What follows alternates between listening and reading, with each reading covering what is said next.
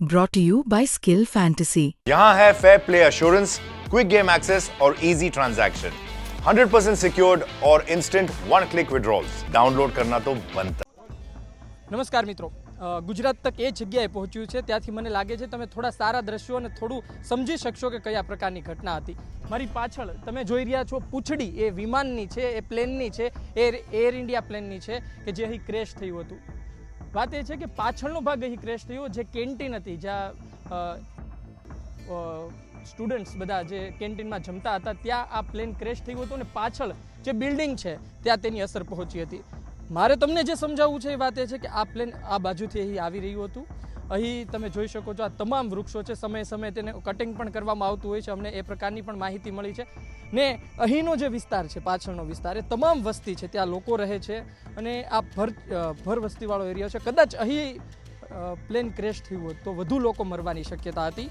Pilot બે હતા, એક કો પાયલટ હતા કે જેને 1000 કિલોમીટર જેટલો પ્લેનના સફરનો અનુભવ હતો. બીજા જે મુખ્ય પાયલટ હતા તેને 8000 કિલોમીટર પ્લેન ચલાવવાનો અનુભવ હતો. કદાચ તેણે પોતાની સૂઝબૂઝ વાપરી, એના કારણે જ કદાચ આટલી જાનહાનિ ટળી છે તેવું કહેવામાં આવી રહ્યું છે. મુખ્ય વાત એ છે કે બંને એન્જિન બંધ થયા હોય તેવું કહેવામાં આવે છે અને બંને એન્જિન બંધ થયા અથવા તો બર્ડ હિટ થઈ તેવી વાત કરવામાં આવે છે. જો એક એન્જિન પણ શરૂ હોત મિત્રો તો તે પ્લેનને પાછું લાવી શકાયું હોત. એક એન્જિન પણ શરૂ હોત તો તે પ્લેનને નજીકમાં કોઈ જગ્યાએ લઈ જવાયું હોત, પણ એક પણ એન્જિન શરૂ નહોતું. તેના કારણે પ્લેન, તમે દ્રશ્યો જોશો તો તમને ખબર પડી જશે કે પ્લેન ટેક ઓફ થાય છે પછી અચાનક સીધું નીચે પડી જાય છે. અમને જે માહિતી મળી રહી છે તે મુજબ કે પ્લેનને બેસાડી દેવાનો જ પ્રયત્ન હતો કે નીચે બેસી જાય, અને બ્લાસ્ટ પણ ત્યારબાદ થોડો સમય પછી થયો હતો. એટલે એ મુજબની માહિતી મળી રહી છે. જે મશીન બનાવે છે, આ પ્લેનના મશીન બનાવે છે, તેના પર પણ સવાલ ઉઠે છે. કારણ કે એક ન્યૂયોર્ક ટાઈમ્સના ઇન્ટરવ્યૂમાં તેમના જ કર્મચારીએ, બોઈંગના કર્મચારીએ એવું કહ્યું હતું કે આમાં કંઈક ત્રુટિ છે. અલગ અલગ સાધનોથી, અલગ અલગ કંપની પાસેથી સાધનો મેળવીને આ પ્રકારનું બનાવવામાં આવે છે, પણ જો આ ત્રુટિ દૂર કરવામાં નહીં આવે તો કંઈ થઈ શકે છે. અને આ પ્રકારની ઘટના સર્જાણી.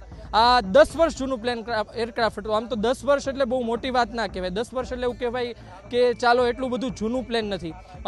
પોતે 44000 જેટલી રાઇડ કરી શકવાની ક્ષમતા હતી. 5 વર્ષથી પણ વધુ સમય સારું આખી એનું કહેવામાં આવતું હતું રિપોર્ટ. પણ જે ઘટના સામે આવી ત્યારબાદ ઘણા સવાલો ઊભા થાય છે.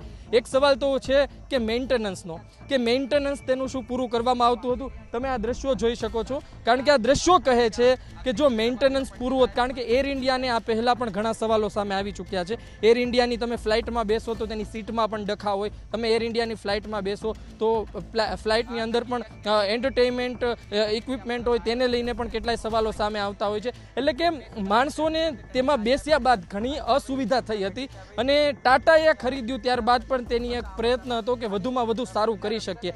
પણ આ ઘટના ઊંધી પડી છે અને આ એર ઇન્ડિયા માટે ખરેખર શરમજનક ઘટના કહી શકાય. તમે ગણી શકો કે ફક્ત એક જ વ્યક્તિ જીવિત નીકળ્યો છે. હવે એ કઈ રીતે નીકળ્યો એ પણ એક ચમત્કાર છે. અને જો એ ચમત્કાર ના તો એ વ્યક્તિ સામે આવશે ને કહેશે કે તેઓ કઈ રીતે નીકળ્યા. કારણ કે જે એક્ઝિટ ગેટ હતો, ઇમરજન્સી એક્ઝિટ ગેટ, ત્યાંથી એ વ્યક્તિ બહાર પડી ગયો હતો અને ત્યારબાદ આપણને ખબર પડી કે ભાઈ એ વ્યક્તિ પણ જીવિત છે, એક જ વ્યક્તિ જીવિત છે. એટલે અત્યારના સમગ્ર ઘટના એ પ્રકારે સામે આવી રહી છે. મારી પાછળ તમે આ જોઈ, આ બિલ્ડિંગ છે, અહીં પણ લોકો રહે છે. અને ખાસ વાત એ છે કે જો પ્લેન થોડું વધુ આગળ પડ્યું હોત તો પણ કદાચ થોડી જાનહાનિ અટકાવી શકાય હોત. કારણ કે તમે આ જો આ વિસ્તાર જોઈ શકો છો કે પાછળનો ભાગે પડ્યું, પણ આ જે પાઇપ છે આગળ તમે એક લોખંડનો પાઇપ જોશો એ પણ વળી ગયો છે. અને જે એની પછી વૃક્ષ છે એ પણ, એટલે મને લાગે છે કે ત્યાંથી અથડાતા આગળ વધ્યું અને ત્યારબાદ તે જગ્યાએ જઈને તે લેન્ડ કરી જાય છે. એટલે સ્થિતિ એ છે કે અહીં તમે જોઈ શકશો આર્મી કેમ્પ પણ છે. એ પણ હું આપને બતાવવાનો પ્રયત્ન કરું કે જે તમે જોઈ શકશો કે અહીં આ બધી વસ્તી જ છે. જો અહીં ક્રેશ થયું હોત તો બહુ મોટા પ્રમાણમાં નુકસાન થાય, પણ અહીંથી ધીમે ધીમે કરતું આ બાજુ પોતે નમાવી દેવામાં આવ્યું. એક ભાઈએ તે પ્રકારે માહિતી આપી કે તેને બેસાડવાનો પ્રયત્ન હતો પાયલટનો, પણ થોડી ભૂલ થઈ અને એક આખડું ભટકાયું, આગળ ઘસાયું, જેના કારણે થોડી જાનહાનિ વધી ચૂકી છે. અને આ તમે જોઈ શકો છો, મને લાગે છે અહીંથી વધુ સારા દ્રશ્યો તમે જોઈ શકશો અને તમે અનુમાન લગાવી શકશો કે કયા પ્રકારની સ્થિતિ હતી. આ એ જ વિસ્તાર છે કે જ્યાંથી પ્લેન ક્રેશ થયું હતું. અહીં પણ લોકો ઉપસ્થિત છે, તેમની સાથે પણ વાત કરીએ, જાણવાનો પ્રયત્ન કરવો છે કે તેઓ શું કહી રહ્યા છે અને તેમની પાસે શું માહિતી છે.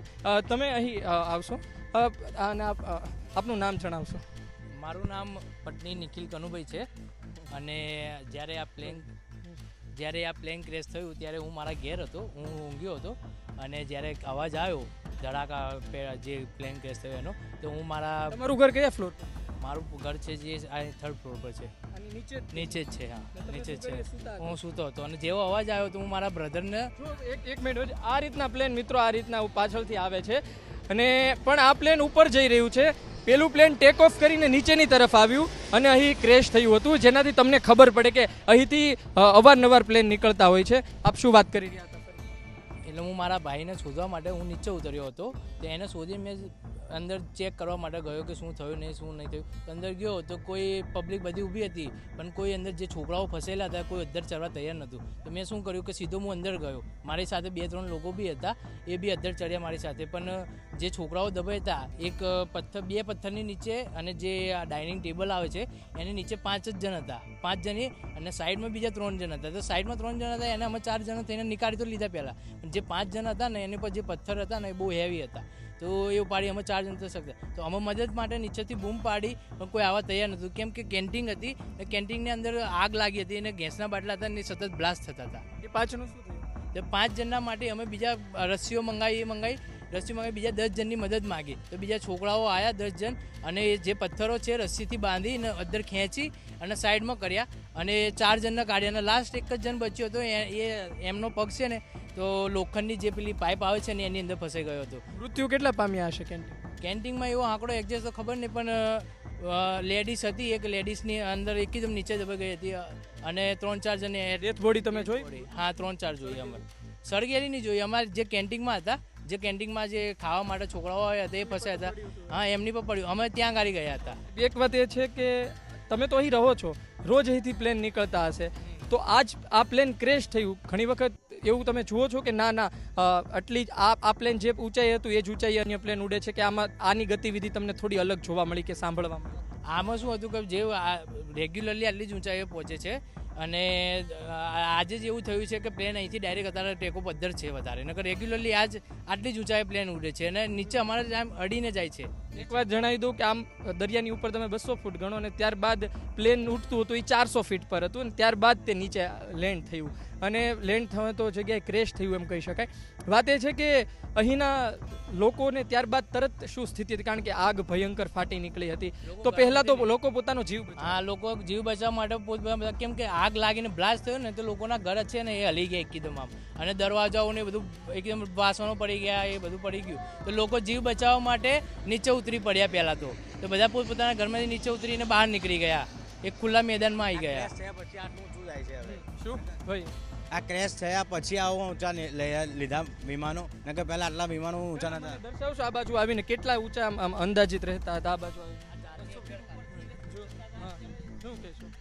કેટલા ઊંચાઈમાં રહેતા હતા પહેલા, નેતા રહેતા, પણ ક્રેશ થયા પછી હવે 200 મીટર ઊંચા, એટલે કહેવામાં આવે છે કે વૃક્ષ પણ સમય કાપવામાં આવતા હતા. તો વૃક્ષથી થોડા જ ઉપર જતા હતા? ના, એનાથી ઉપર ઓછા જતા હતા, વૃક્ષથી ઉપર થોડા ઓછા જતા હતા, ને હવે આ ક્રેશ થયા પછી હવે ઉપર લઈ લીધા બધા વિમાનો, નકર પહેલાં એવું નહોતું. ને વિમાનો આવતા હતા ને ત્યારે અમે બી ગભરાઈ જતા હતા કે આટલું અવાજ આટલું બધું ના આવી શકે, રાત્રે પસાર થતા હતા ને રાત્રે સમયે વધારે ચાલતા હતા વિમાનો, ને અહીંયા છત ઉપર અમે ઊંઘીએ તો બી અમે બીવાઈ જતા હતા એના બાદથી, પણ અમે નીચે જઈને ઊંઘી જતા હતા. પછી ચીસો સંભળાઈ તમને અહીંયા સુધી? ના, ચીસો નહીં સંભળાઈ. હા, એટલે એ અમુક સેકન્ડોમાં જ આ બધું થયું. ને સામે જે હોસ્ટેલ છે ત્યાં કેટલા લોકો રહેતા હતા? કેટલા તમને મોતની આશંકા? એમાં કેવું છે કે એનો ટાઈમિંગ હતો 1:30 થી 2 વાગ્યાનો જમવાનો ટાઈમિંગ હતો, ને ત્યારે લોકો જમવા આવ્યા નહોતા. અને બીજું વસ્તુ કે એમાં જમવા માટે 10-12 જણા જ હતા. કેન્ટીનની એની પછીની બિલ્ડિંગની વાત કરી રહ્યો છું, પણ બિલ્ડિંગમાં એટલું બધું આપણે ખ્યાલ નહોતું, એમ ખ્યાલ નથી એમ. તો આ ઘટના છે મિત્રો, અને આ સ્થિતિ છે. ફરી એક વખત એ દ્રશ્યો આપને બતાવી દઉં, કારણ કે આ દ્રશ્યો આ જગ્યાએથી તમે ખૂબ સારી રીતે સમજી શકશો. ને અત્યારે લોકોના મનમાં એ જ સવાલ છે કે કઈ રીતે પ્લેન ક્રેશ થયું અને શા કારણોસર થયું. સત્ય હજુ બહાર નથી આવ્યું, કારણ શું હતું એ હજુ સુધી બહાર નથી આવ્યું, પણ વાત એ છે કે કઈ રીતે ક્રેશ થયું એ તો અમે તમને સમજાવી શકીએ. અને આ જ ઘટના છે, અહીંથી આવ્યું, આ પાછળનો ભાગ છે, અને ત્યારબાદનો આગળનો ભાગ આગળની બાજુ પડે છે, અને તમને જે આખી જે બિલ્ડિંગ બ્લેક થઈ ગયેલી બતાવી છે, આખી બિલ્ડિંગ જે સળગેલી બતાવી છે, બસ ત્યાં તેનો આગળનો ભાગ પડે છે અને ત્યાં બ્લાસ્ટ થાય છે. આ સ્થિતિ છે. અમારો પ્રયત્ન છે તમારી પાસે સત્ય પહોંચે અને એ તમે સમજી શકો એ રૂપમાં પહોંચે. અમે અહીં એક પ્રયત્ન કર્યો છે. આપનું શું કહેવું છે કોમેન્ટ બોક્સમાં જરૂરથી જણાવજો. ખાસ કરી એ પણ કહેજો કે આની પાછળ જવાબદાર કોણ છે. નમસ્કાર.